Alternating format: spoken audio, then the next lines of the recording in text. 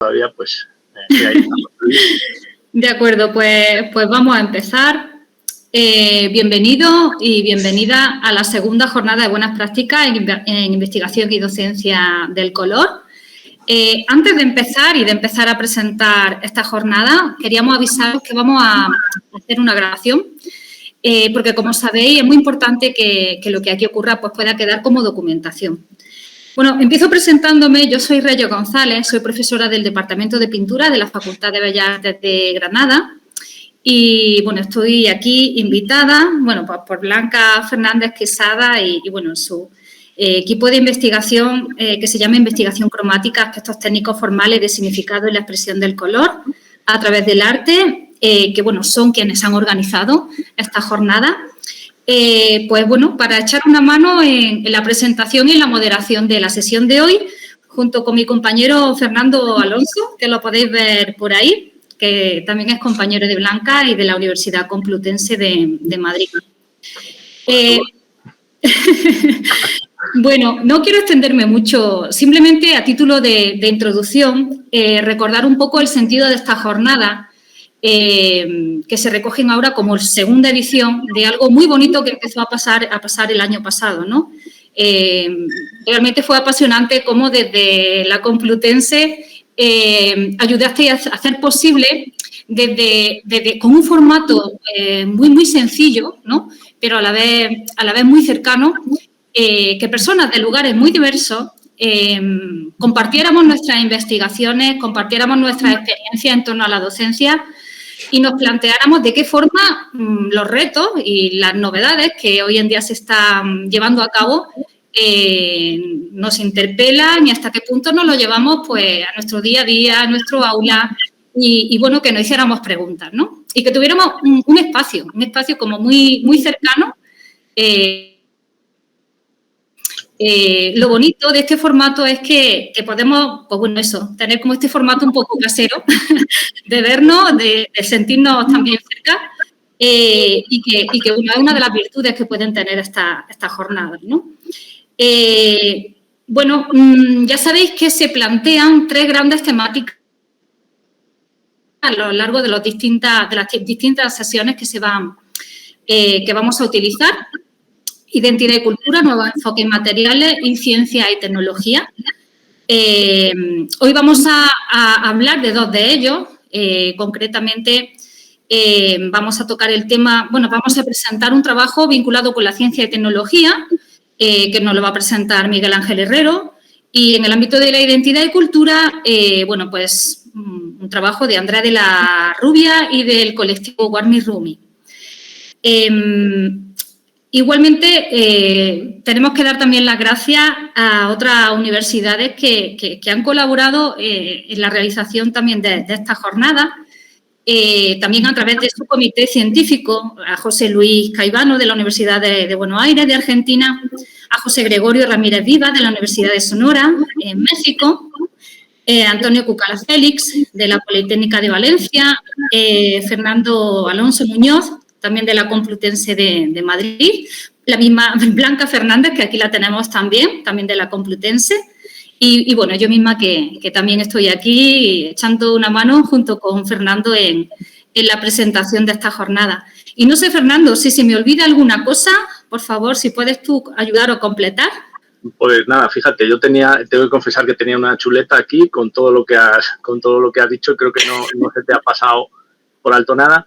Únicamente yo subrayar también, pues desde mi parte como presentador también un poco de la jornada, así que también intervendré un poco en alguna medida si alguna ponencia pues en un momento se dilata un poquito más de lo posible, pues agradeceros a todos también los asistentes, como creo que ha dicho Reyes ya también, el interés en las jornadas y nada, pues esperar que sean muy provechosas y que podamos todos aprovechar esta oportunidad de compartir conocimiento y, bueno, pues de sentirnos partícipes al final, de conocer el color, de conocer las metodologías, de poder saber qué están haciendo compañeros, ¿no? en otros centros, que así es como al final el conocimiento avanza, ¿no? Y cómo podemos ir evolucionando, ¿no? O sea que yo creo que casi sin más, Reyes, si te parece, damos paso al primer ponente.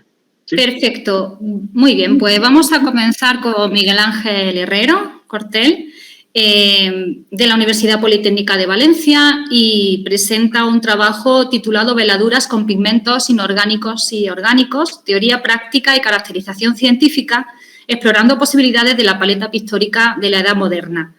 Miguel Ángel, cuando quieras comenzar, adelante. Buenas tardes, muchísimas gracias. Pues nada, comienzo con esta, voy a ceñirme al tiempo, comienzo con esta presentación en la que básicamente pretendo contaros un poco una experiencia metodológica en la investigación, en este caso de veladuras históricas con pigmentos orgánicos e inorgánicos, en un sentido de recoger un poco esa práctica de las veladuras que vienen recogiendo la tratadística, que sobre todo documentamos en términos físico-químicos en obras de arte entre los siglos XV y XVIII, básicamente.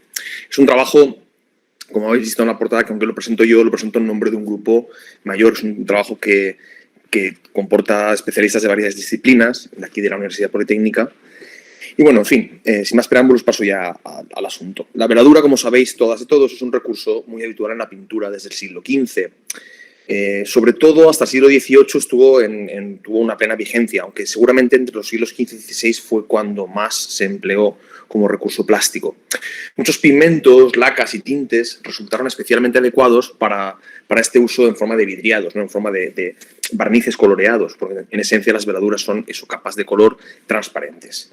Debido a la naturaleza translúcida de muchos ellos, estos pigmentos podían simplemente utilizarse agregando un poquito de aceite, formando estas capas coloreadas y transparentes, aunque era habitual el uso en proporciones de resinas que diesen ese aspecto de barniz, ¿no?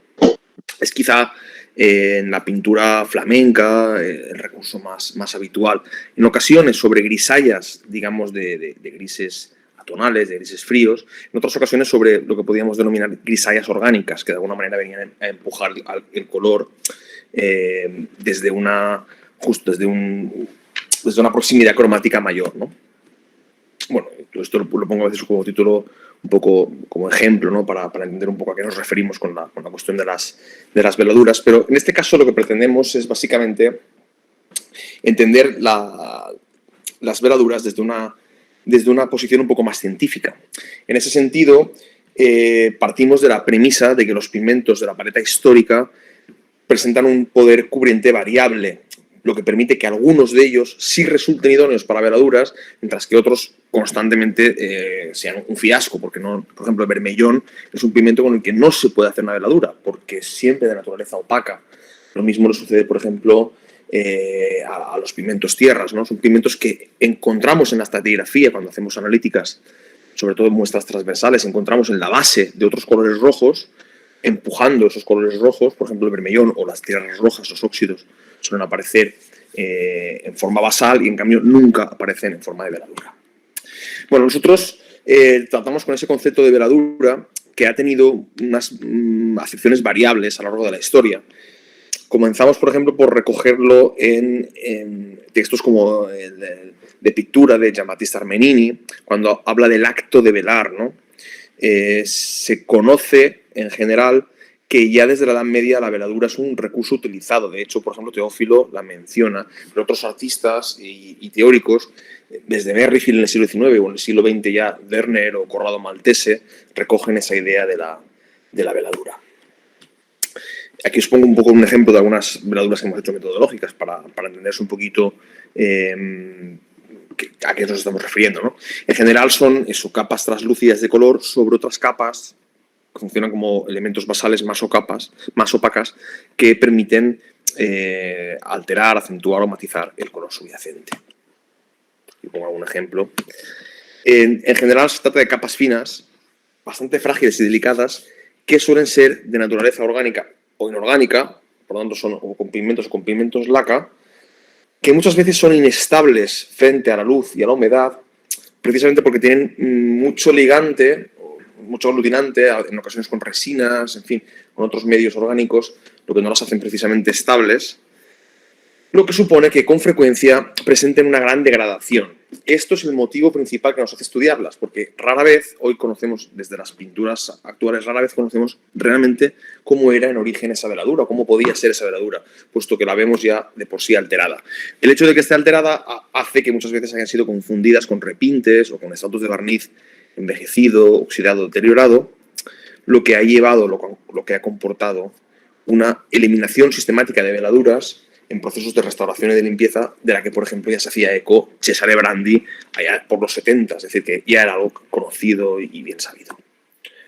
Los objetivos de este trabajo metodológico básicamente es investigar la naturaleza y las características de estas veladuras utilizadas en la paleta pictórica entre los siglos XV y XVII o XVIII, más o menos, porque un poco lo dejamos abierto, básicamente en la época moderna, digamos, mediante una reproducción puramente experimental, que conlleva recurrir a los pigmentos reales de las paletas históricas, que incluso a veces supone la reproducción, en el sentido de tener que volverlas a producir, de ciertos pigmentos, como por ejemplo las lacas a base de rubia o de reseda, de elementos naturales que son prácticamente hoy casi imposibles de conseguir por otras vías.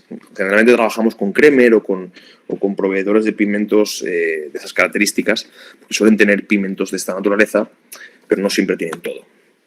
Esto es un poco, si alguna fotografía de lo que venimos haciendo. Básicamente, pues son tablillas, ahora os explicaré cómo las hemos ordenado y qué metodología utilizamos para crearlas, pero básicamente reproducimos siempre técnicas pictóricas antiguas. Los pigmentos utilizados para la producción de estas veladuras se dividen en dos grandes familias. Por una parte están los basales, es decir, los que van a funcionar como pigmentos, digamos, de empuje, pigmentos que están en la base, sobre los que se conforma la propia veladura. En estos son pues, la siena natural, el ocre amarillo, la tierra roja, tierra verde, azurita, negro de humo o vermellón, mezclados siempre con blanco de plomo para formar gradaciones tonales. Son mezclas que en general resultan de por sí muy opacas, por tanto, estos en su mayoría no se utilizan para veladuras. La tierra verde, por ejemplo, sí se puede utilizar porque es un pigmento relativamente translúcido, pero el vermellón, como decía antes, por ejemplo, no es susceptible. Entonces, bueno, la manera que hemos dispuesto es siempre utilizar estas escalas de tonales, de grises cromáticos, sobre las que colocamos básicamente hasta cuatro capas, 5 en realidad, porque una la colocamos y la retiramos para producir ese efecto de limpiado, tan típico en las pinturas del siglo XVI, o ese efecto de borrado, y tenemos hasta 5 capas entonces de veladura, 4 si nos ceñimos estrictamente a lo que sería una aplicación estándar. Hemos utilizado para ello, como os decía, pigmentos de naturaleza orgánica e inorgánica, tales como el lapislázuli, el esmalte, la azurita o el índigo, entre los pigmentos a base de pastel o a base de verdadero índigo, entre los pigmentos azules, por ejemplo, el vermellón en las bases, pero una variedad de lacas, de cochinilla, de rubia, etcétera, en los rojos, en los amarillos reseda, azafrán, para las bases también ocres, en fin, una paleta amarillo de plomo estaño, una paleta, digamos, lo que sería la paleta estándar de la pintura de esta época. Para preparar probetas hemos decidido utilizar una metodología que las una, o que las haga todas igualmente cuantificables, mesurables. Entonces hemos decidido hacer estas escalas cromáticas con estos mencionados 9 tonos basales, sobre los cuales hemos aplicado siempre 5 niveles de veladura. Uno que es esa aplicación que luego retiramos y luego 4 aplicaciones más de todos los tonos, lo que supone que haya 225 tonos por cada probeta, más además 5 sobre blanco y 5 sobre negro, lo que supone 235 tonos por cada probeta totales. Hemos hecho, pues en realidad hemos hecho alguna más porque estamos un poco acabando de medir cosas, pero hemos hecho más de una treintena de probetas, es decir, con pigmentos que son susceptibles de ser transparentes. Sería el prototipo básico de probeta. A la izquierda veis la distribución de esas escalas tonales y esa línea de blanco y esa línea de negro, y sobre cada uno de estos cuadraditos con franjas pues aparece ese estrato 1-1, estrato 1, estrato 2, estrato 3, estrato 4. El estrato 1-1 simplemente es que se aplica la veladura y se limpia, se retira, para que quede ligeramente solo un teñido en la pintura o básicamente un poquito de depósito de la veladura en los intersticios de las ranuras del pincel. Es un efecto cromático observado en las pinturas flamencas y muy desarrollado sobre todo en la pintura italiana también del siglo XVI. pongo algún ejemplo solo para que veáis un poco el efecto.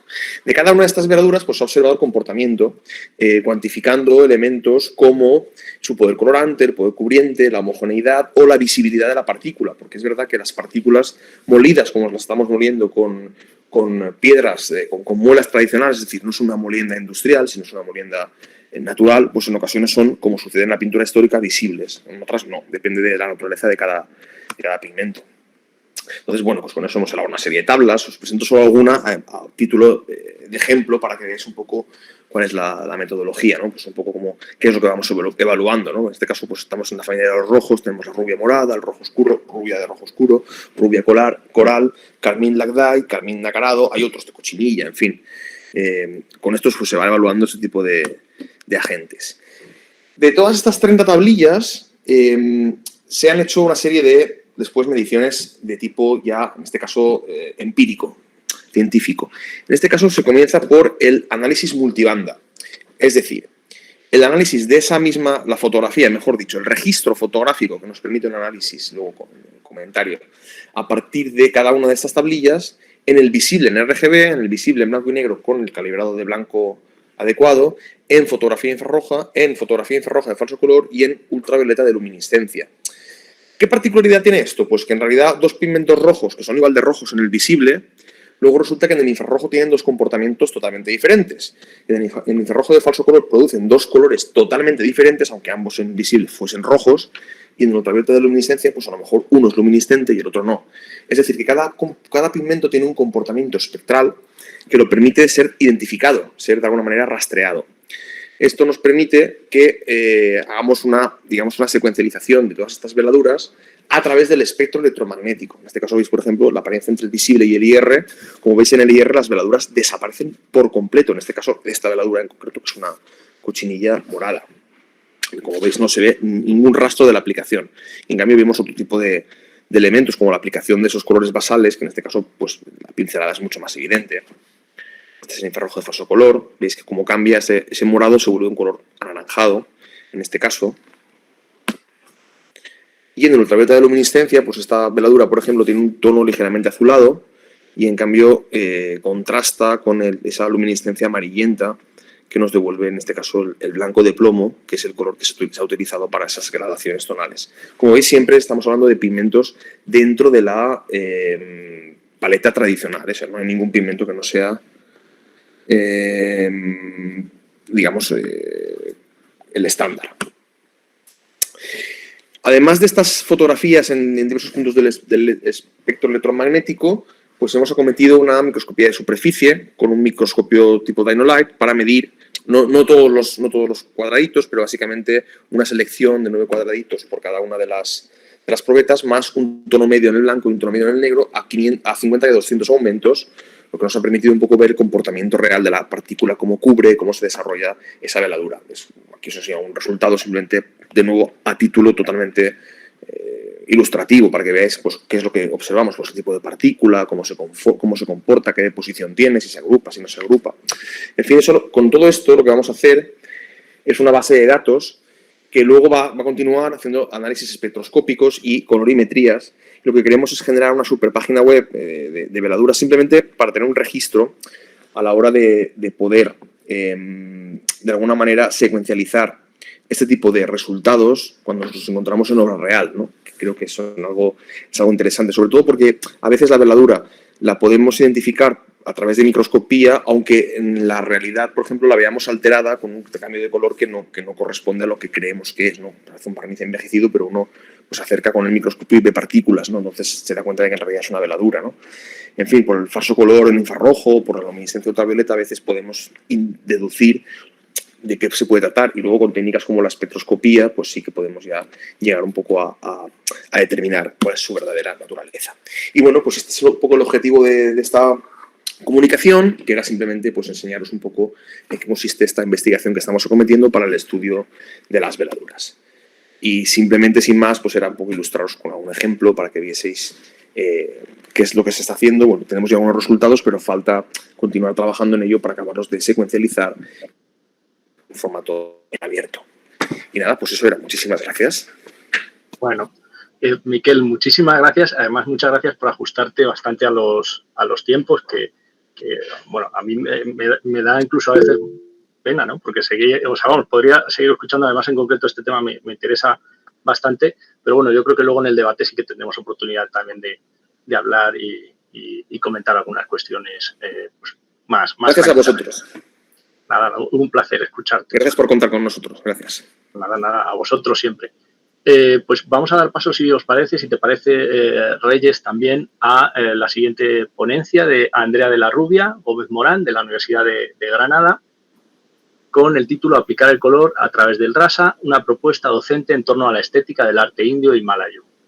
Cuando quieras, Andrea. Sí, hola, encantada. Bueno, voy a compartir pantalla, a ver si lo veis y me decís... A ver. Ahora te confirmamos, a ver. Sí, a ver. Ah, vale, ya está. Perfecto. Y también, pues igual que Miquel, si pedirte eso, que te ajustes un poco a los tiempos en la medida de lo posible. Te vemos ahí. Sí. Perfecto. Vale, perfecto. Bueno, pues a ver que me cronómetro. Bueno, pues en primer lugar, buenos días y agradecer a los organizadores de estas jornadas, ¿no? Pues que hayan admitido mi ponencia, bueno, así como al público, pues que ahora mismo la está viendo, ¿no? A ver, lo primero que tengo que decir es que yo no soy ninguna especialista en el ámbito del color, ¿vale?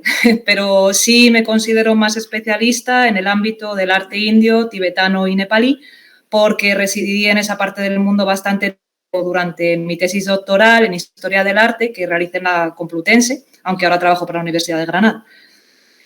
Bueno, presento esta ponencia pues con el objetivo básicamente de mostrar una forma diferente de entender el color y creo que esta ponencia va a ser bastante diferente también. Me ha gustado mucho la anterior, por cierto, muy completa, pero esta va a ser muy diferente. Y bueno, el objetivo es también proponer una serie de dinámicas para aplicarlo en el ámbito docente español, ¿no? Bueno, pues me gustaría comenzar con la fotografía que veis en pantalla del mercado de las flores en Bangalore, al sur de la India, donde viví en el año 2020 con una beca postdoctoral, para explicar que si existe algo característico, ¿no?, en las culturas india y tibetana es precisamente su color. Aspectos como el ritmo, la voluptuosidad y la fuerza cromática son elementos siempre destacables en cualquiera de las artes de la India, usualmente ligados con la religiosidad y la adoración a la madre naturaleza, ¿no? Los mercados de las flores, concretamente, estas son clasificadas por colores según la divinidad para la que vayan a ser utilizadas en el ritual. Por tanto, podría decirse que dentro de estas culturas los colores no se utilizan nunca de manera arbitraria, sino que cada uno tiene su significado y finalidad. Para comprender el color en la India y en el Himalaya sería necesario remitirnos a la ley estética del rasa. En sánscrito, el concepto de rasa significa néctar, esencia o sabor, y es lo que toda obra de arte debe transmitir al observador, generando en él como respuestas temperamentales, ¿no?, a través del gesto, la forma y el color de la obra de arte que observa en ese caso, ¿no? Este concepto es muy antiguo porque fue concebido por primera vez en el siglo II después de Cristo a través del Natya Sastra o Tratado de la Danza, en el cual divide esos estados emocionales o rasas en 8, cada uno con su gesto performativo y su color correspondiente, como veis en el cuadro que os he puesto, ¿no? Pues el miedo es el negro, la risa blanco, la furia sería el color rojo, la sorpresa el amarillo, la decepción estaría representado por el azul, lo erótico el verde y la valentía, lo heroico por el naranja y la tristeza por el color gris, ¿no? Con el tiempo, la idea de rasa comenzó a impregnar todas las artes indias más allá de la danza, siendo en el siglo XI revisado y desarrollado más allá por el Tantra Loka o lo que se traduce como la luz del Tantra, el tratado de los Tantras, ¿no? En este tratado se incluye un noveno rasa, que es el Santa Rasa de la paz o de la iluminación, como la cúspide de experimentar la estética de los 8 rasas todos juntos en el observador. El elemento artístico, por excelencia, ¿no?, en el cual se implementó la idea del noveno rasa, fue en el diagrama tántrico del yantra, que tenéis aquí un ejemplo de yantra, ¿no?, representado. Bueno, el yantra es una representación visual del origen del cosmos, utilizado como guía meditativa por los practicantes tántricos con el fin de alcanzar el estado de iluminación. Esto se logra a través de la meditación visual sobre el mismo diagrama en sentido espiral, siempre de fuera hacia adentro, concentrándose en cada una de sus partes a través del trance de los mantras. Y, bueno, como veis en la imagen, cada yantra es diferente porque dependiendo de la divinidad a la que esté consagrado el yantra, se utilizan una serie de elementos dentro del cosmograma y también una serie de colores diferentes, ¿no? Para comprender el significado del diagrama de un yantra, pues es necesario remitirse a la antigua filosofía Samkhya. Este sistema explica el proceso inicial de la creación universal como un mar infinito, reconocido por los hindúes pues, como el dios Brahma, ¿no? Al principio no había nada, solamente había Brahma. De este mar inmenso, lo que sucede es que un día surge un sonido vibratorio, que es el famoso Am, de cuyas ondas brotó el bindu o punto primero de creación de toda la materia y, bueno, el centro neurálgico, el punto central de ese diagrama que es el yantra, ¿no? La energía vibratoria del bindu lo que hizo es que esta semilla principal se escindiese en dos elementos, en dos partes, la femenina y la masculina, y apareciese, por tanto, también la fuerza del deseo por el contrario, ¿no? Entonces, es que es el deseo lo que hace que esos polos opuestos se vuelvan a reunificar, iniciándose así lo que se conoce como la rueda del samsara, el maya o el mundo en el que hoy en día nos encontramos, ¿no? Bueno, hay que decir también que no se sabe muy bien en qué momento los indios comienzan a hacer yantras en la historia del arte indio, pero se sospecha que vienen de los cosmogramas jainas. El jainismo es otra religión de la India muy importante, en los cuales se representan también mapas visuales del cosmos y del mundo terrenal, pero en este caso con un objetivo científico y no tanto como con una conexión con la divinidad. Como veis aquí, dos ejemplos de cosmogramas jainas, en el cual vemos los ríos, los árboles pintados en verde y en el centro siempre está lo que es el monte Meru. Para ellos el bindu, ese punto inicial, sería el sagrado monte Meru, ¿no? Claro, los cosmogramas jainas también son comparables con los mandalas tibetanos, ¿no? Utilizados en los rituales del budismo tántrico, en los cuales también pues, podemos ver claramente un mapa del mundo representado en torno a lo que sería el devata central en el templo. Construido por los monjes, siempre de dentro hacia afuera, con pigmentos naturales en polvo, el mandala está destinado siempre a su destrucción una vez finalizado el proceso ritual, siendo devuelto nuevamente a su entorno natural, que sería, bueno, pues la naturaleza. Aquí tenemos un ejemplo, ¿no?, de la construcción de un mandala, cómo se destruye en sentido espiral también, cómo el monje lo devuelve al río, ¿no?, como parte del proceso ritual. Bueno, todos estos diagramas, ya sea de una religión o de la otra, hinduismo, budismo, jainismo, etcétera, tienen una similitud, y es que ven el universo como una rueda del tiempo o el samsara, ¿no? Su intención es básicamente la de reflejar el mundo natural como algo que surge, que permanece y que se destruye para volver a surgir de nuevo. Esta idea es también análoga a los yantras efímeros o aripanas realizados por las mujeres de las aldeas indias en los patios de sus casas durante eventos especiales, pues como matrimonios, festivales y cualquier evento que se pueda dar en las aldeas, ¿no? Los aripanas son yantras de protección que se hacen especialmente con pasta de arroz u otros elementos comestibles, de modo que lo que se crea vuelve por sí solo de forma simbólica también a la naturaleza al ser ingerido por insectos o pájaros de la zona. Bueno, en la filosofía tántrica siempre hay que destacar a la madre naturaleza, a la Shakti, porque tiene en ella un papel primordial, ¿no?, muy importante. En el yantra se la representa siempre como la energía del triángulo boca abajo, mientras que la energía masculina se la representa como el triángulo boca arriba. Se puede ver muy bien en este yantra que os he puesto aquí de ejemplo, el Sri Yantra, en la parte central del mismo. El Sri Yantra es un yantra especialmente dedicado a la Shakti o a la diosa y suele labrarse sobre bronce de color rojo para representar precisamente pues, la energía creadora femenina y también en analogía, bueno, pues al color de la menstruación, ¿no? La fuerza de la diosa es venerada en India por la secta de los Shaktas.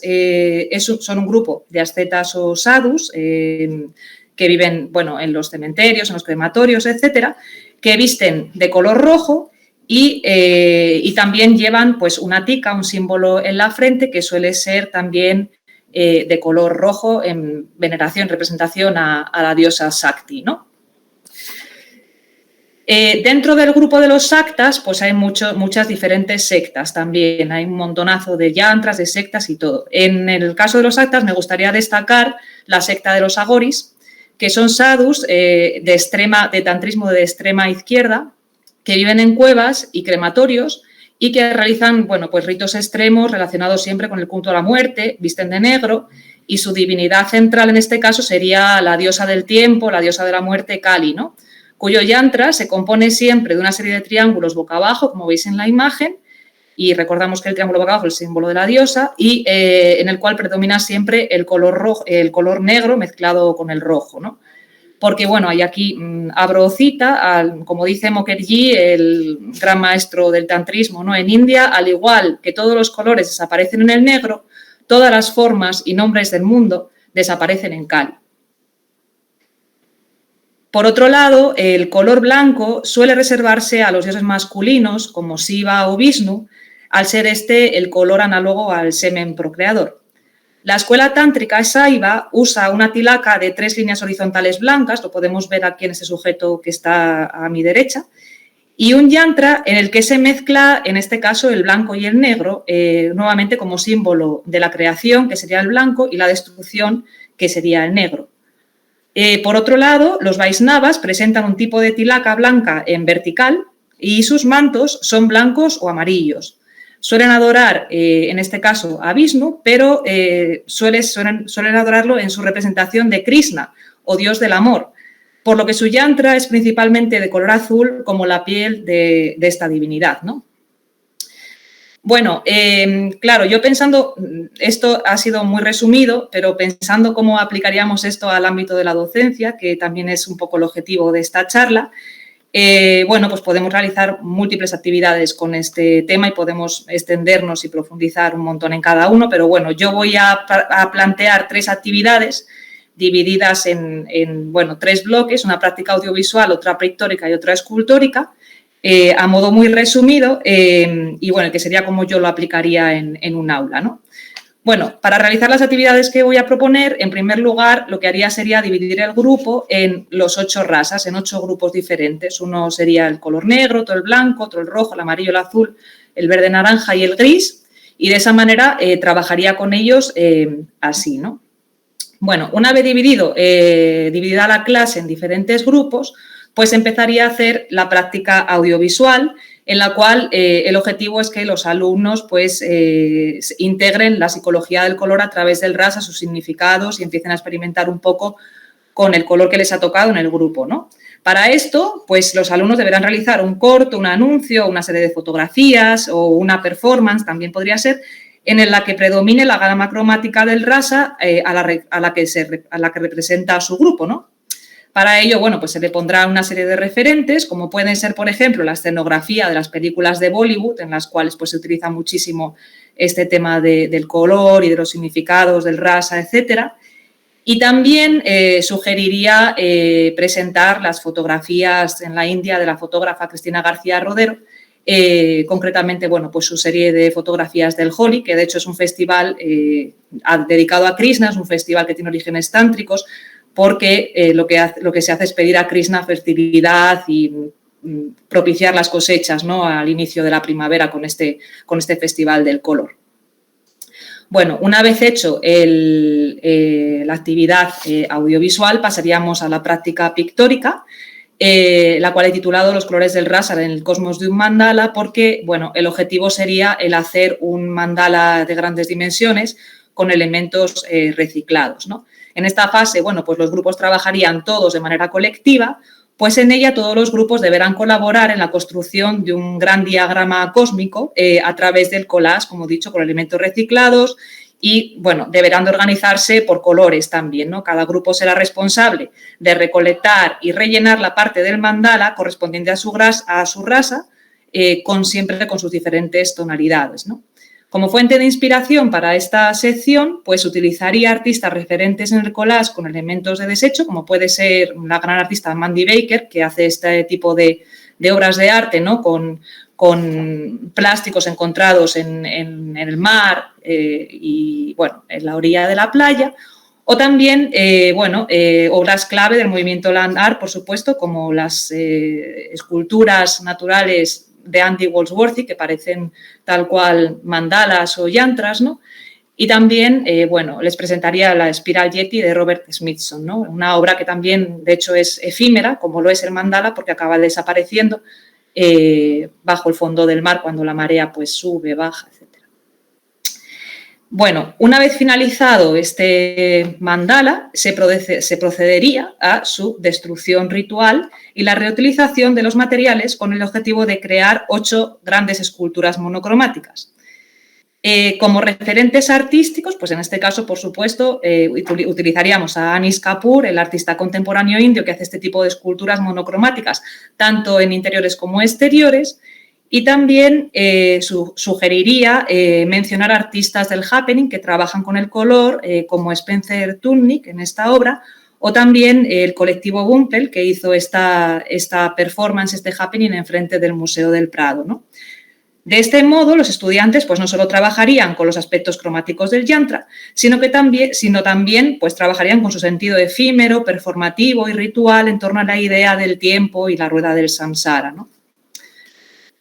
Bueno, ya como conclusión, pues sí, el conocimiento del efecto de lo cromático en el espectador a través del rasa no solo enriquecería, creo yo, nuestro propio entendimiento del color como docentes o alumnos en el campo de la expresión plástica, sino que también nos ayudaría a implementarlo en el aula acorde a una serie de contenidos transversales ligados a esta actividad.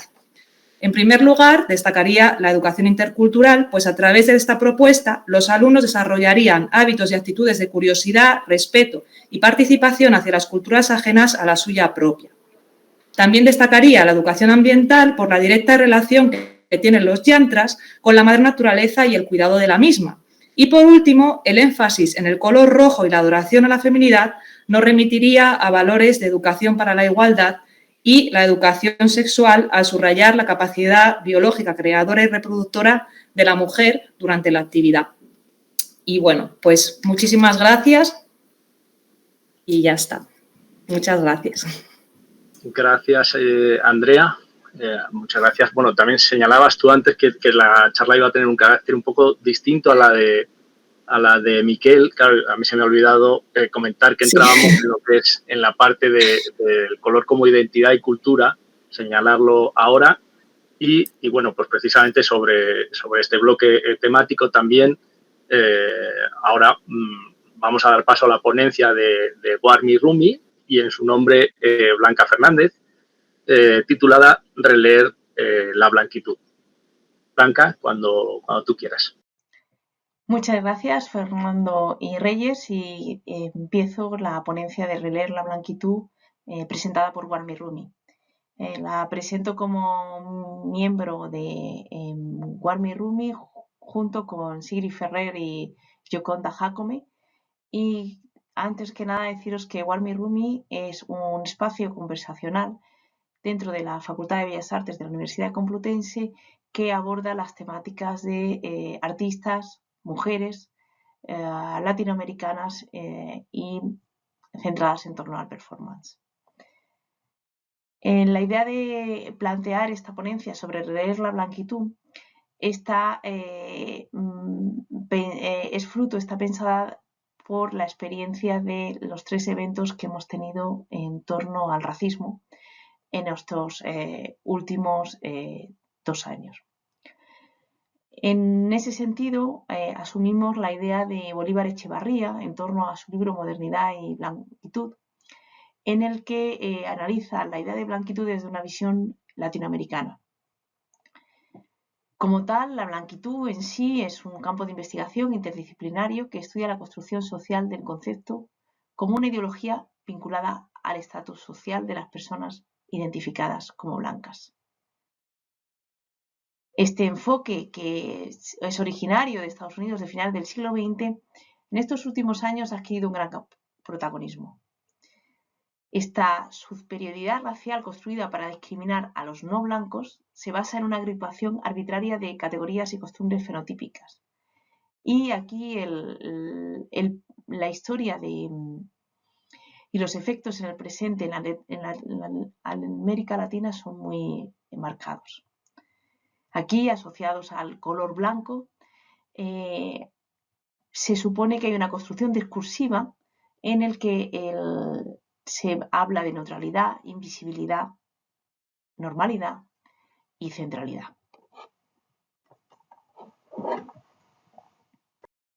Walter Rumi frente al racismo se ha desarrollado en Argentina, en Uruguay y en España.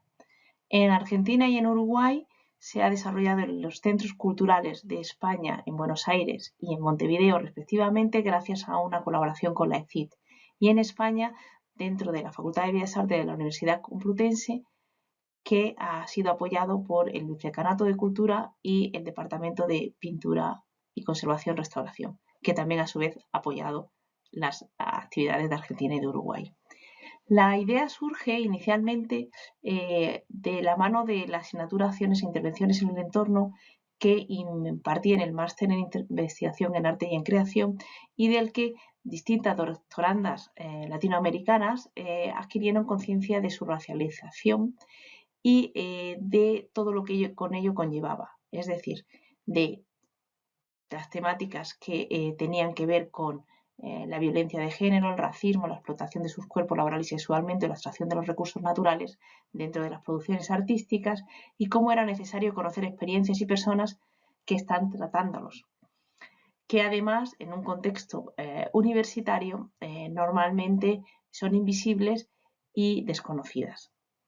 Esta idea de asimilación de un indigenismo, un mestizaje y una negritud, también se sintió apoyada por lo que es el movimiento Black Matters en Estados Unidos cuando adquiere fuerza y poder a través de distintos eventos dentro de la pandemia.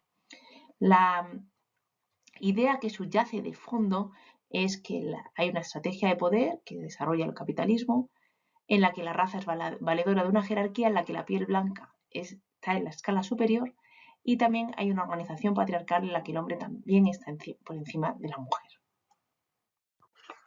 En el Centro Cultural de España, en Buenos Aires, las actividades pusieron de manifiesto, a través de la experiencia vital de cada uno, la idea de que la conciencia de un cuerpo racializado ha sido ocultado por el imaginario nacional para la construcción de esa identidad nacional y que la sensación de discriminación tiene como consecuencia que se creen y se generen formas de expresión emancipadoras dentro del arte.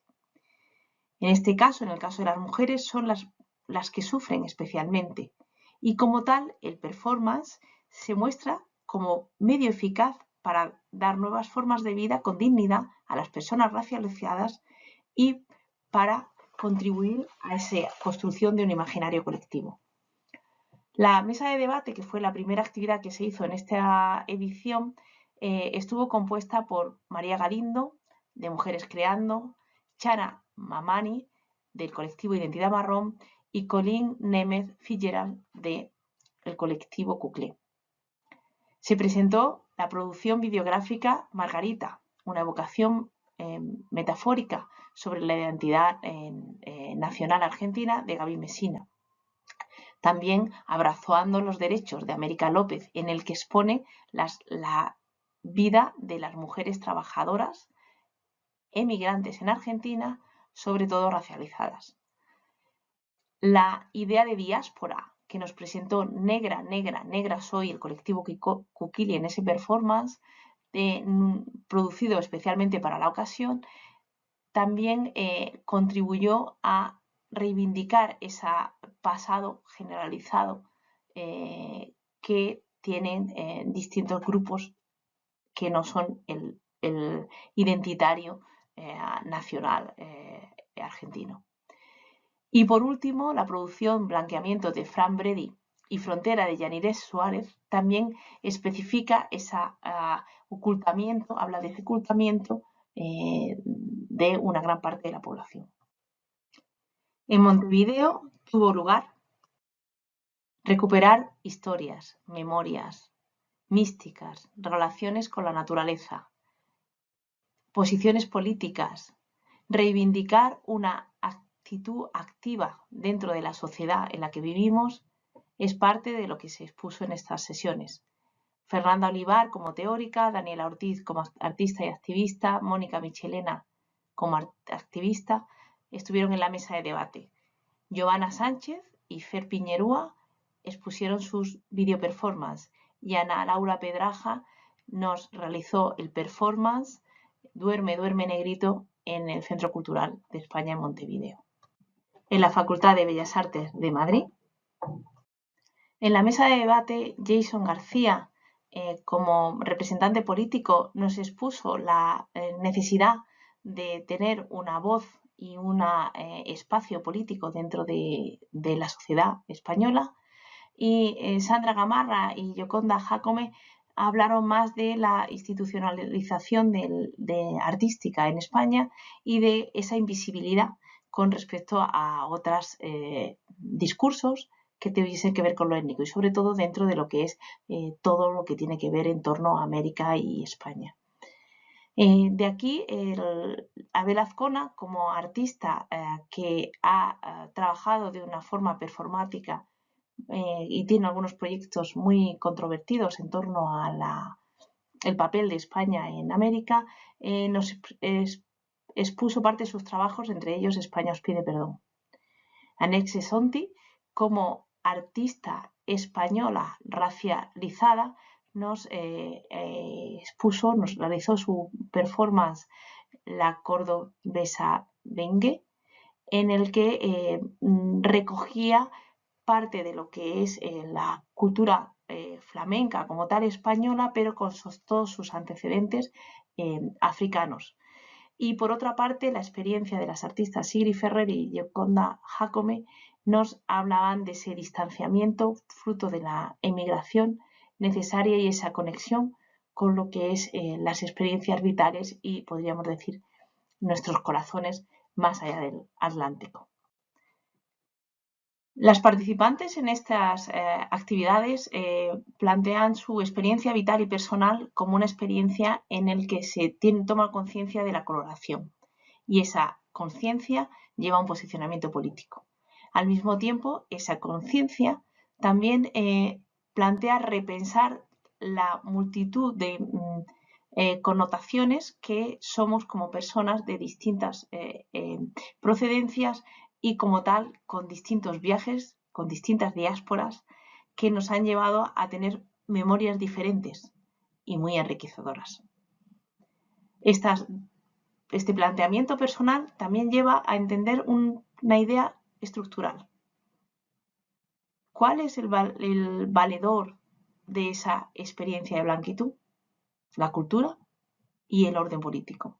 La cultura blanquea y las identidades nacionales, la construcción de ese sistema de esa sociedad en la que convivimos, también es blanqueadora. La piel se presenta, tanto en la cultura como en los estados-nación, como decolorada y la variedad étnica constituye esa otredad en la que se construye el imaginario, sobre todo si ese color de piel adquiere más tono y saturación. Cabría preguntarse, y hubo dentro de algunas de las sesiones, ¿dónde estaban las indias y las afroamericanas en ese imaginario? Y algunas de las participantes respondieron, no, no estaban. Muchas gracias a ti, Blanca. De verdad que me parece un tema que es tremendamente apasionante. A ver si creo que todavía continúas compartiendo pantalla.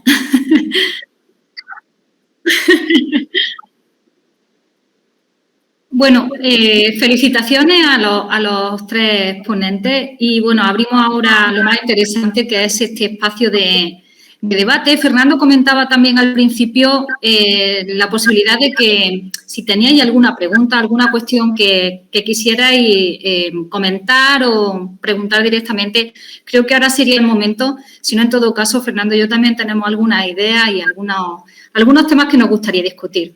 En fin, paso un poco la palabra, no sé, Fernando, dejando un poco que todo el mundo pueda aportar.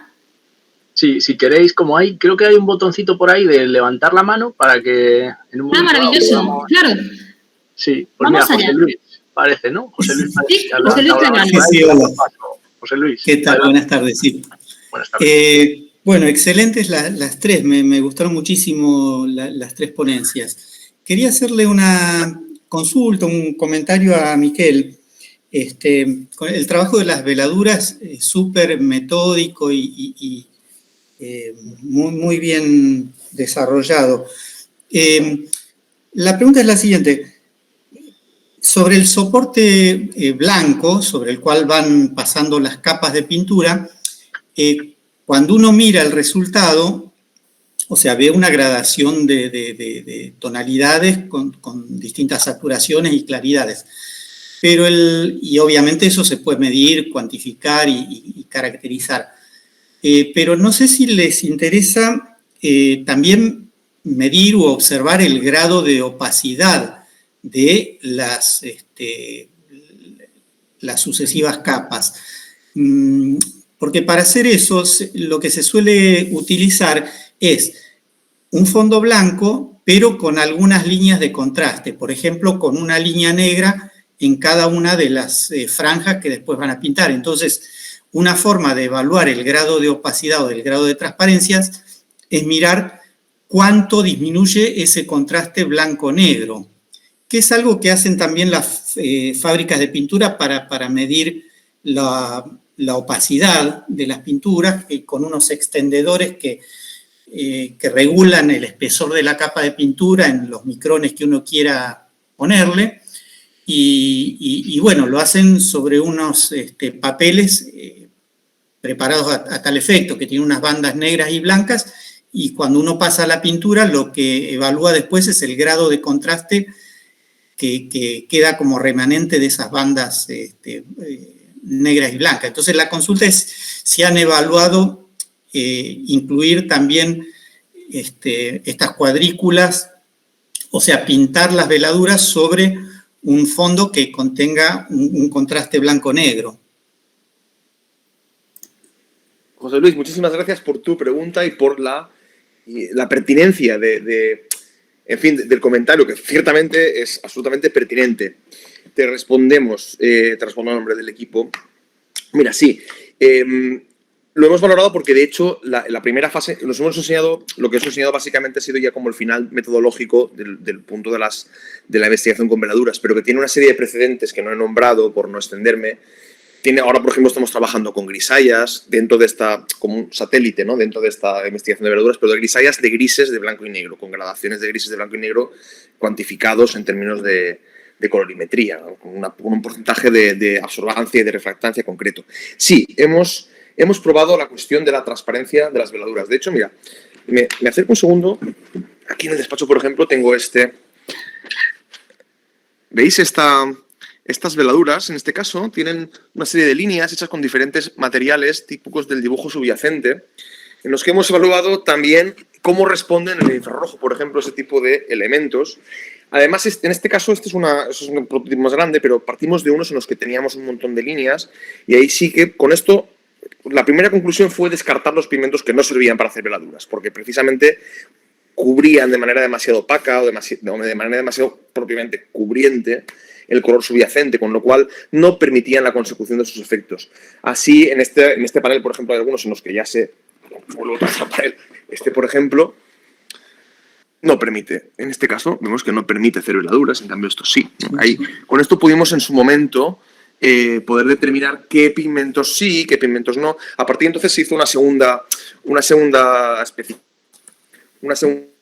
con tablillas que llevaban una serie de líneas y bandas de color transversales con cada una de las veladuras seleccionadas. Aún con eso hubo un segundo descarte de colores que solo funcionaban bien cuando presentaban una concentración muy baja de pigmento con respecto a muchísimo aceite o muchísimo aglutinante, y al final nos decantamos por esa treintena larga de colores con los que hemos hecho las pruebas. Pero claro, en estas pruebas, en este caso, no se ve ninguna línea, justo porque ya dábamos por sentado que esos colores sí eran transparentes y nos iban a permitir ver, o de alguna manera nos iban a permitir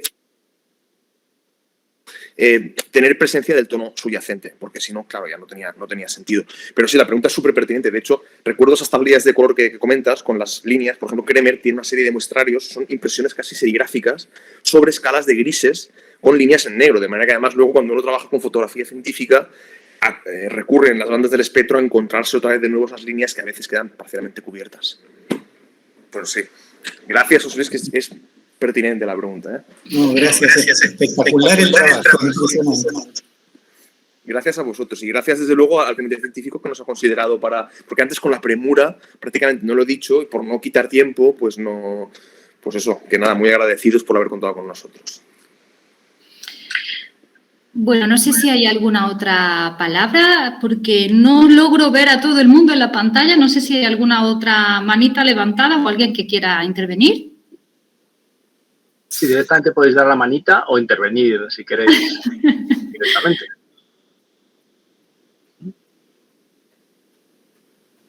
Bueno, yo, a ver, mientras se arranca la gente, sí quisiera decir que si bien las temáticas los temas que se han tratado, bueno, como hemos advertido al principio, tenían sus diferencias, sí que es cierto que nos plantean un gran reto, ¿no? ¿Cómo llevamos estas investigaciones al aula? ¿No? Y estas temáticas que se están tratando en estas investigaciones, ¿cómo las podemos llevar al aula, ¿no? Para mí, de verdad, es todo un reto esto de las veladuras. Realmente, cuando trabajo con estudiantes de primer curso de Bellas Artes y bueno, noto en el aula como un miedo, ¿no? Cuando aparece el tema de la grisalla, de las veladuras, el cómo hacerlo. En fin, por las dificultades que entraña realmente abordar un proceso minucioso, ¿no? Y el manejo que precisa en cuanto a teoría del color, ¿no? Para indagar en ello, ¿no? Entonces, bueno, os agradezco un montón, de verdad, estas puestas en común porque son bueno, referencias e investigaciones que nos hacen pensar, ¿no?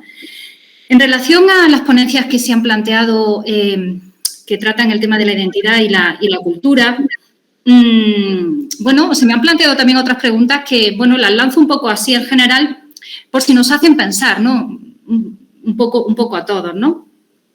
Una de las primeras preguntas tiene que ver con las referencias que nosotros usamos y usamos también en el aula, ¿no?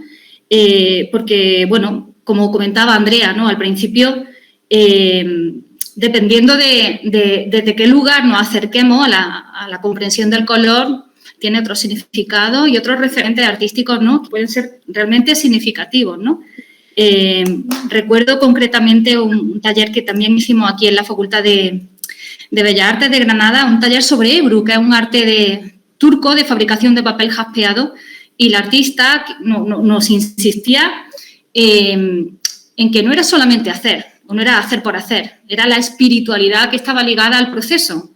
De hecho, tocábamos el papel, ¿no? Como para transmitir energía en el momento de empezar a trabajar en él. Entonces, yo me pregunto, ¿no? ¿Qué referencias usamos y cómo las usamos? ¿Y qué procesos incluimos en el aula?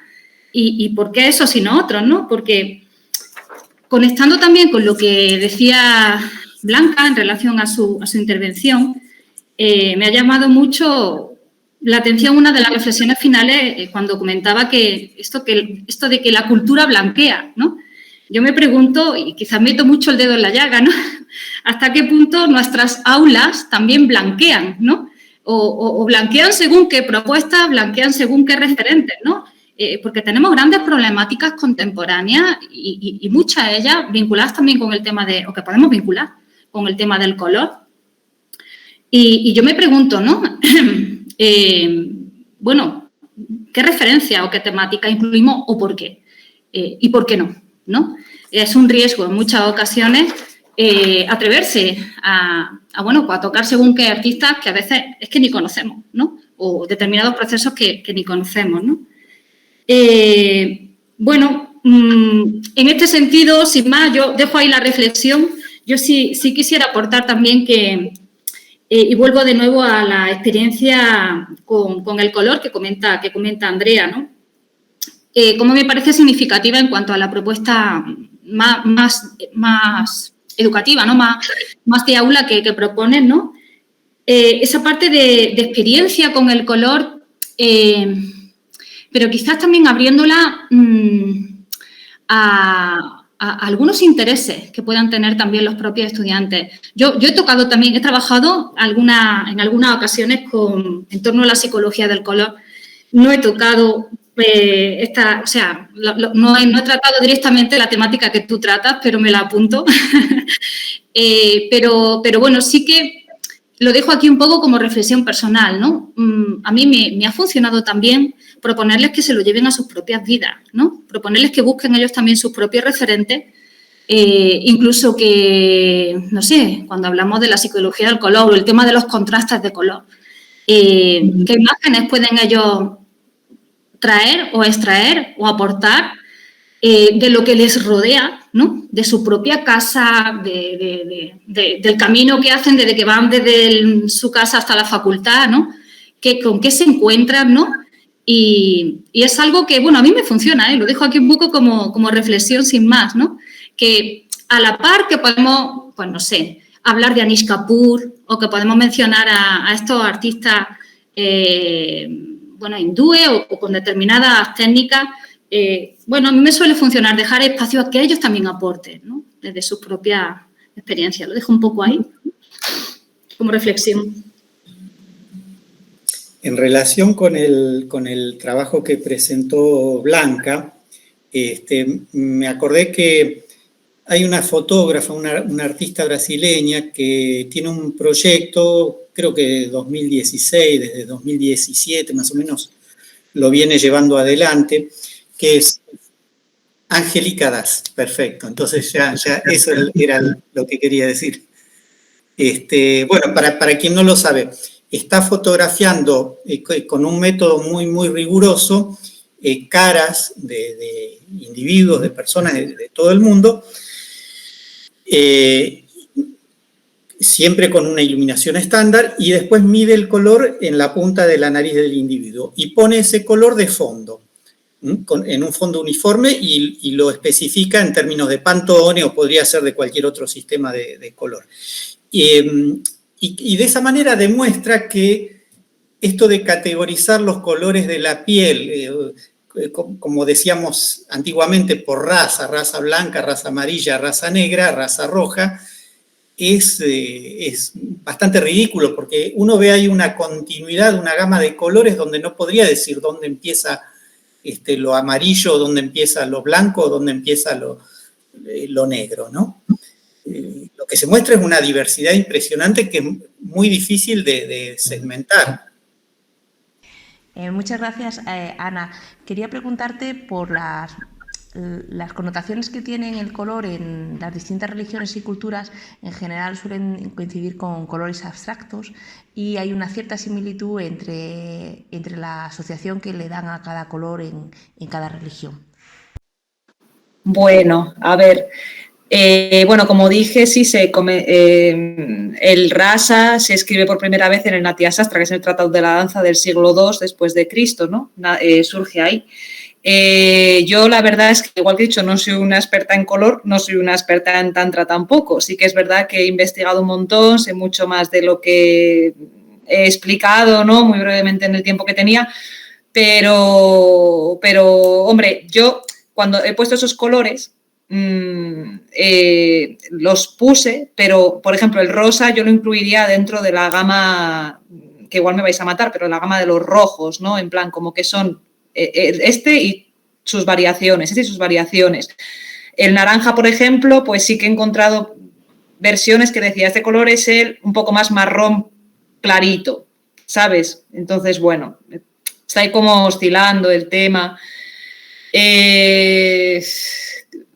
en India en el siglo II, pues estaban con el budismo todavía, no se había implantado todavía el hinduismo y bueno, estaba comenzando el hinduismo, estaban comenzando a hacer todas las versiones de Shiva, de todos los dioses, de Kali, de tal.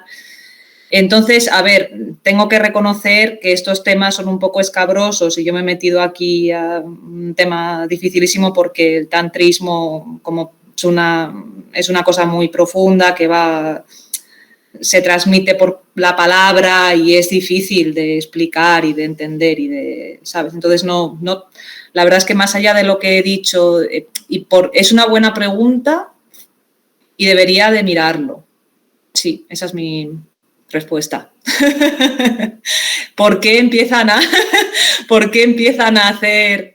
cuestionarse esto? Porque claro, en la danza, bueno, pues hay también los rasas, pues al igual que tienen colores, tienen gestos de las manos, ¿no? Símbolos en la cara y tal, y bueno, empieza un poco como por ahí, por la performance, y por qué empiezan a cuestionarse también el color en todo esto. A mí, por ejemplo, pues lo del rojo de la Shakti me llama muchísimo la atención, me recuerda mucho también al rojo que se utilizaba, bueno, como el tantrismo viene de mucho.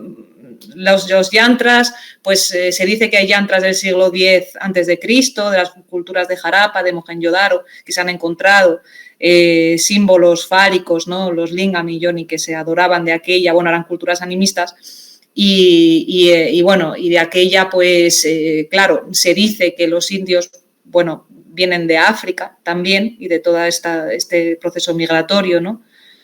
Y bueno, lo del rojo y la Shakti y tal, y todo ese empeño que tienen en adorar a la Shakti a través del rojo, pues a mí me recuerda mucho a las pinturas de las cuevas, que eran rojas, y de los cultos matriarcales de hace muchísimo tiempo.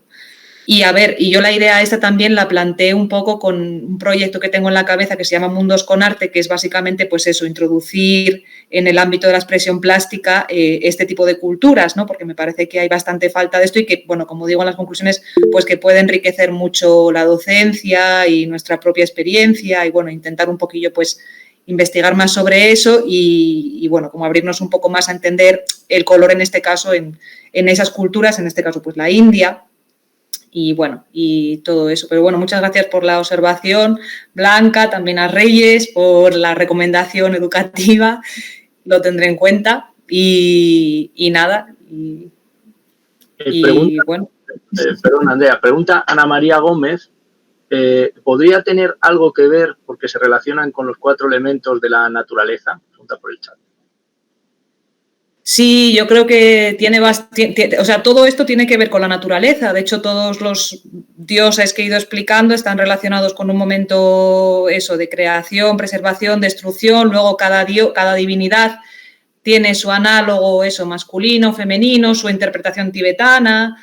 Todo esto tiene que ver con la naturaleza. Por eso al final del todo también decía, pues esta actividad es bonita también en el sentido pues porque enfatiza mucho el tema eso de la ecología, la conciencia ambiental y luego encima también a mí me fue curioso cuando empecé a descubrir esto porque descubrí India de otra manera a la que la vemos nosotros, ¿no? En plan, pues el machismo, la ecología y tal, y luego resulta que tienen un trasfondo ahí cultural que no es tan machista, digamos, me atrevo a decir, ¿no? Que todavía yo los he visto a los sadhus, las shaktis vestidas de rojo en las zonas crematorias, el culto a la muerte, la forma que se toma la muerte diferente a la nuestra, ¿no? Y luego, bueno, el tema de los mercados de flores es impresionante, con todas las flores ordenadas por colores y por qué. Es una cosa tan grande que me falta muchísima investigación en ese sentido. Pero, bueno, aquí he dado unas pinceladillas, pero sí, tiene que ver con algo. Muchas gracias, Andrea. Bueno, vamos a ceder la palabra a Gregorio, que lleva un rato esperando, si os parece. Y bueno, no sé ya si intentar ir cerrando, aunque yo sé que tenemos muchísimas ganas de hablar. Pero bueno, vamos por supuesto a escuchar a Gregorio. Okay. Muchísimas gracias y realmente es un placer el poder estar con ustedes nuevamente en este encuentro.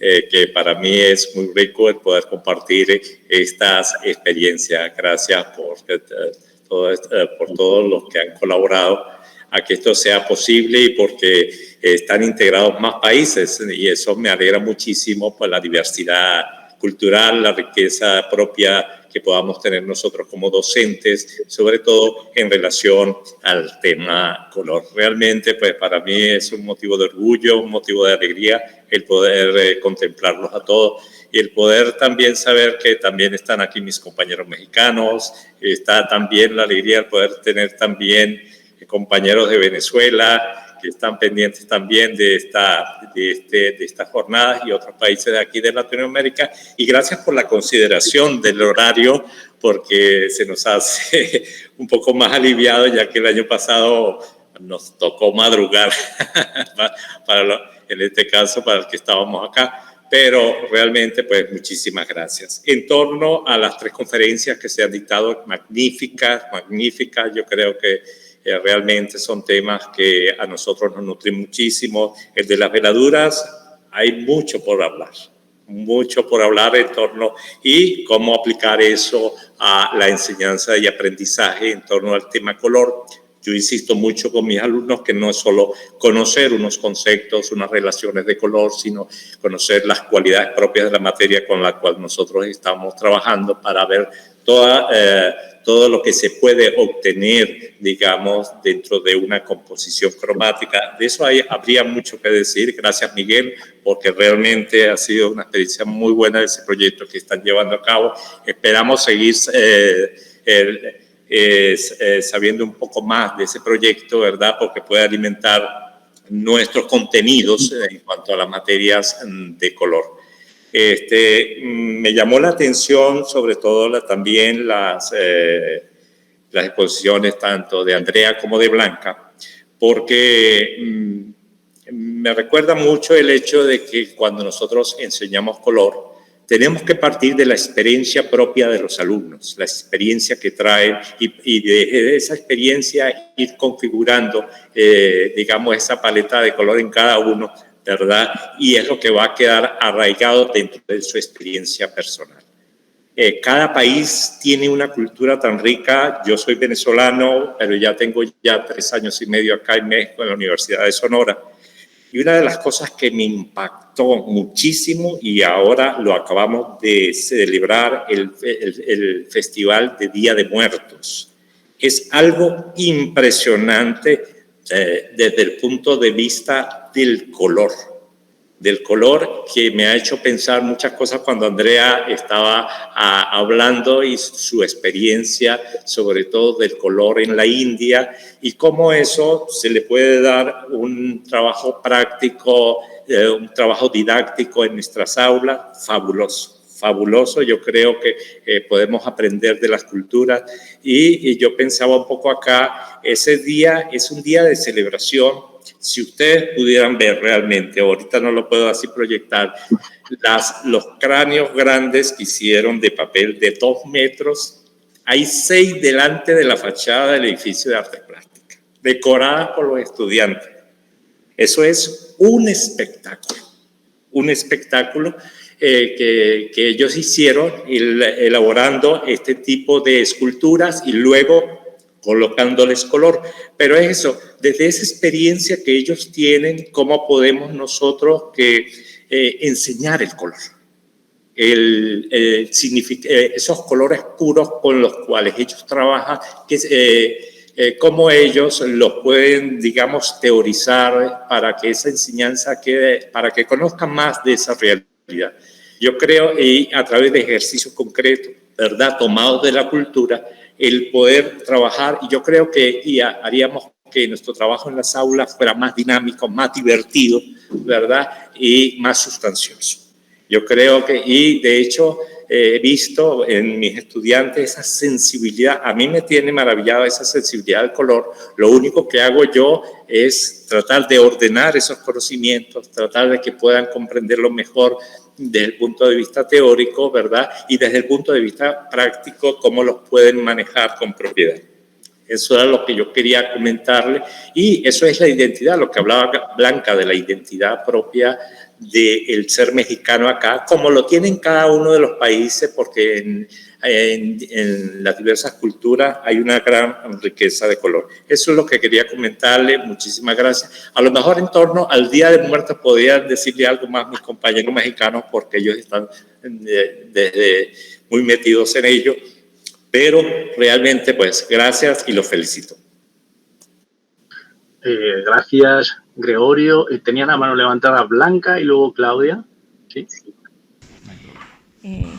Gracias, Miguel. Lo que quería preguntarte era sobre la técnica. Creo que es óleo y en ese sentido, ¿con qué aglutinante exactamente trabajáis y qué otros aditivos le ponéis al aglutinante? Gracias, Blanca. Te respondo. Sí, he trabajado siempre con aglutinante, con aceites de lino, básicamente. Hemos hecho varias pruebas con aceites de lino secantes siempre. El aceite de lino cambia mucho de un aceite a otro y amarilla mucho la veladura, cambia mucho el color. De hecho, si se experimenta con colorimetría se ven cambios significativos. Pero en este caso, además, no lo he mencionado, pero hemos utilizado siempre una proporción de mastic, de resina de almáciga, bajitas, la proporción que recomienda Teófilo para hacer este tipo de colores transparentes.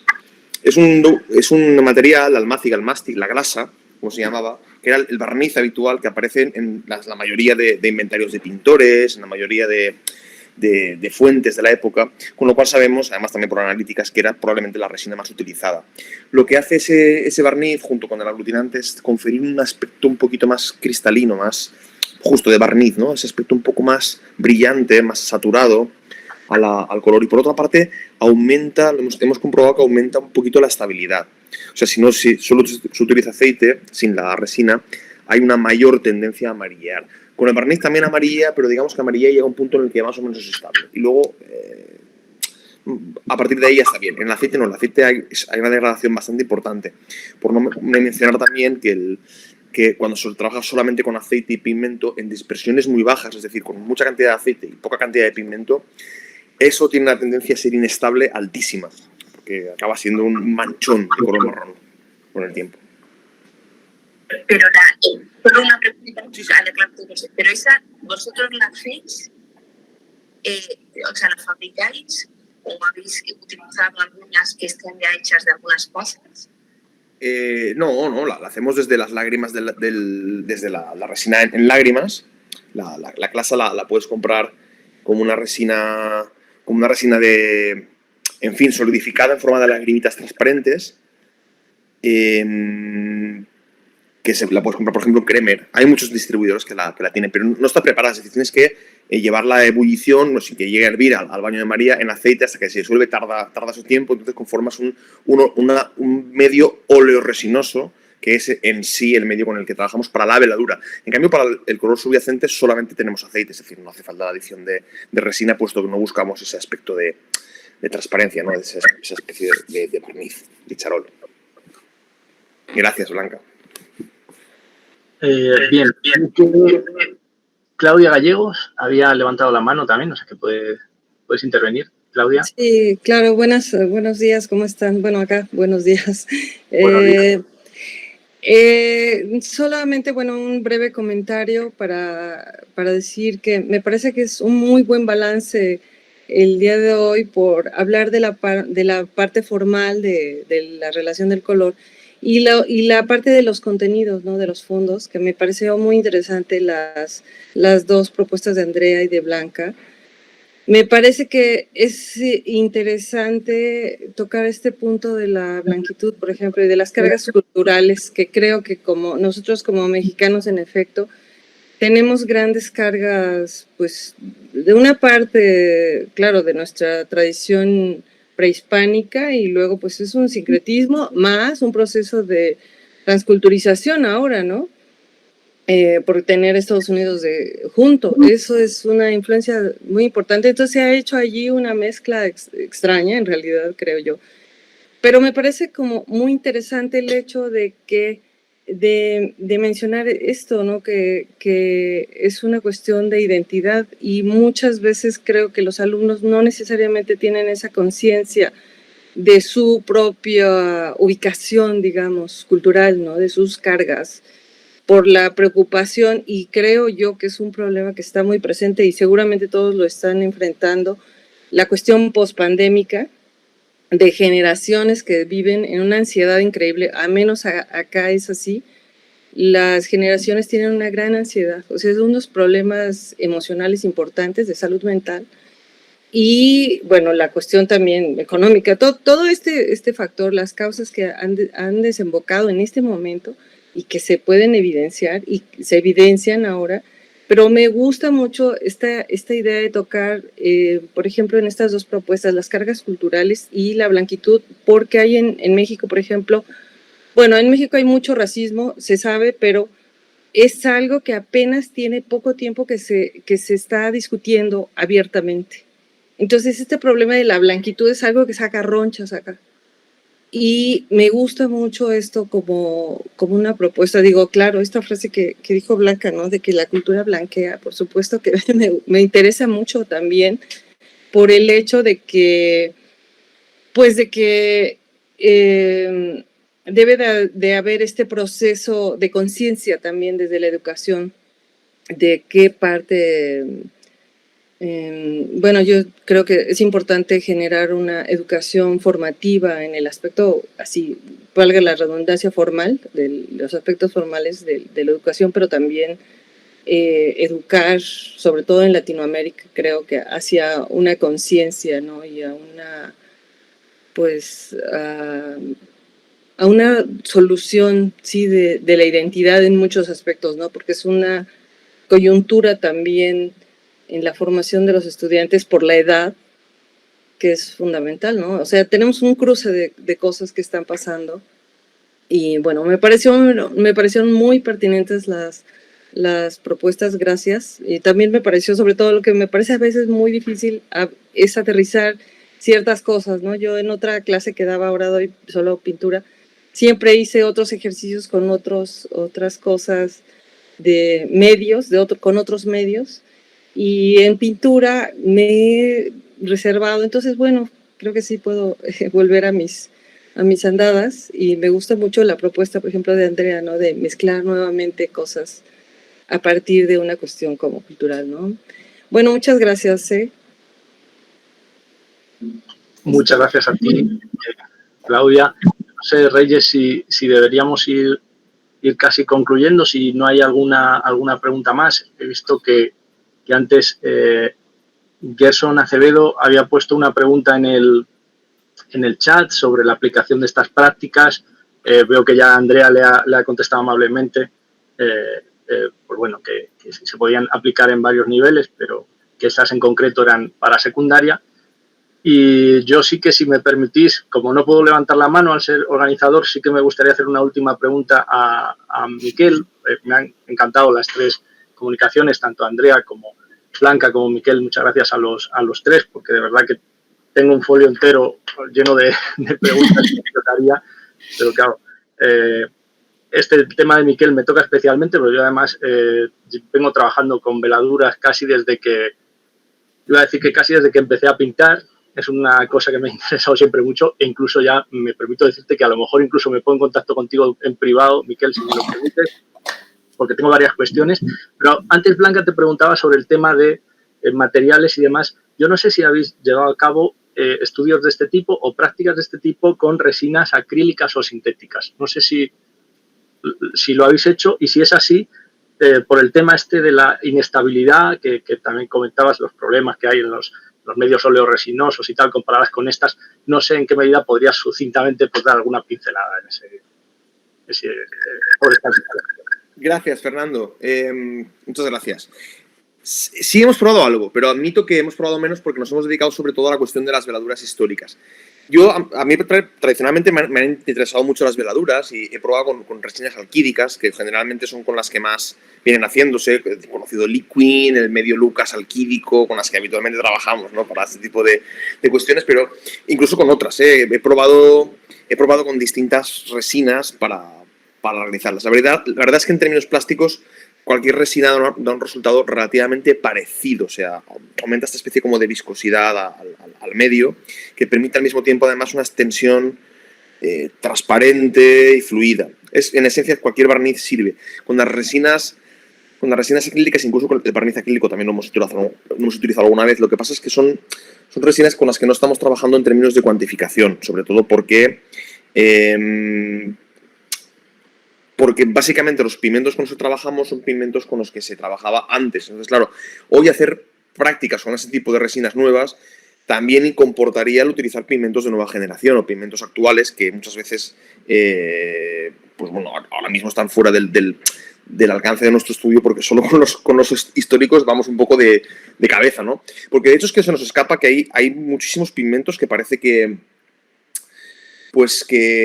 no nos suenan, ¿no? Y en realidad eran pigmentos de uso tópico, de uso diario prácticamente, ¿no? Las lacas, por ejemplo, de rubia y de cochinilla, y antes de América tenían las de Kermes, eran las habituales. Luego estaba la de paños, que se sacaba hirviendo paños rojos, o sea, con lejía, y haciendo evaporar el agua, y se sacaba esa laca precipitándola luego con alumbre.